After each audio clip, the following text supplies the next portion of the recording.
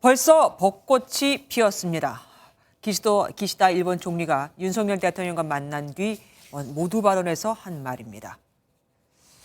두 정상의 만남은 우리가 강제징용 해법을 발표하고 정확히 열흘 만인데요. 한국 대통령의 일본 방문은 4년 만에 처음이고 12년간 중단됐던 한일 셔틀 외교, 그러니까 정상이 수시로 오가는 외교도 복원되는 자리였습니다. 기시다 총리는 형식에 구애받지 말고 자주 만나자고도 제안을 했죠. 민간 차원의 활발한 움직임도 있었는데 하지만 불같이 일고 있는 이 비판 여론은 우리가 극복해야 할 과제이기도 합니다. 100분 동안 진행된 한일 정상회담 내용부터 알아보겠습니다. 일본 도쿄의 취재기자 나가 있습니다. 황정 기자 전해주시죠. 네, 오후 4시 40분 윤석열 대통령이 총리 관저에 도착하면서 12년 만에 셔틀 외교의 복원을 알렸습니다. 자위대 의장대의 사열을 받은 윤 대통령은 2시간 10분쯤 전인 4시 50분, 넉 달 만이자 일본에서는 4년 만에 한일 정상회담을 시작했는데요.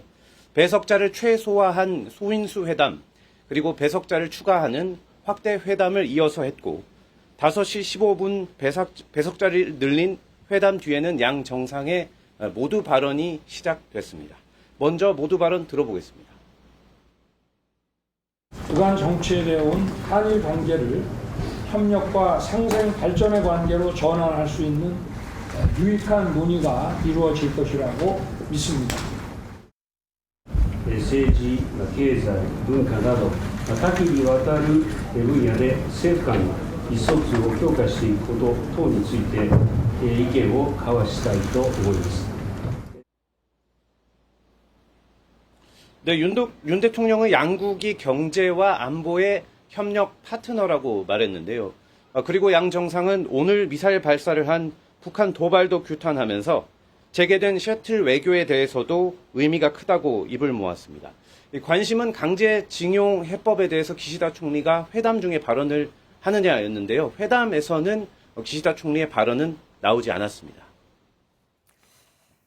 그럼 공동 기자회견에서는 강제징용 해법에 대한 언급이 혹시 나왔습니까? 네, 공동 기자회견은 조금 전인 6시 반 35분쯤 시작됐는데요. 중요한 건 기시다 총리가 우리의 강제징용 해법에 대해서 어떤 말을 하느냐였습니다. 먼저 발언에 나선 기시다 총리는 한국이 해법을 발표한 건 양국의 관계 회복을 위한 것이었다, 이렇게 평가했습니다. 그러면서 역대 내각의 입장을 전체적으로 계승한다, 이렇게 말했습니다. 25년 전에 김대중 오부치 선언의 일본 측의 입장인 통절한 반성 같은 내용을 그대로 계승한다는 표현이었는데요. 기존 입장과는 크게 다르지 않은 수준의 표현으로 보입니다. 기존의 입장보다 더 상세한 사과의 표현은 나오지 않았지만 과거에 이 담화를 계승한다, 이 정도 표현을 했다는 소식 전해드립니다. 더 자세한 공동 기자회견 소식은 뉴스 중 전해드리겠습니다. 도쿄에서 MBN 뉴스 황재현입니다. 안녕하세요. 김주하입니다. 공정하고 신속한 MBN 뉴스, 유튜브를 통해서도 만나보실 수 있습니다. 특히 더 많은 뉴스와 라이브를 보고 싶으시다면 오른쪽을 눌러서 구독하시면 됩니다. 어렵지 않죠? 빠르고 정확한 뉴스로 계속 찾아뵙겠습니다. MBN 뉴스를 시청해주신 여러분 고맙습니다.